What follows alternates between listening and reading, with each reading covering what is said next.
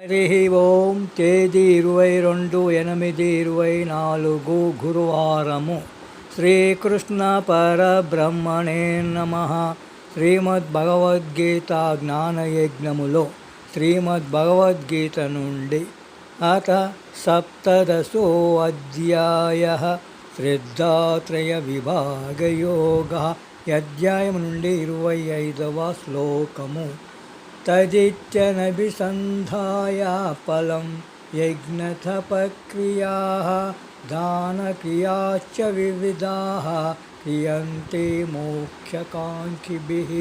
వివరణ: ప్రతిఫలములను ఆశించని వారు కానీ ఈ భౌతిక బంధముల నుండి విముక్తి పొందటానికి ప్రయత్నించేవారు తపస్సు, యజ్ఞము మరియు దానము చేసేటప్పుడు తత్ అన్న పదమును ఉచ్చరిస్తారు.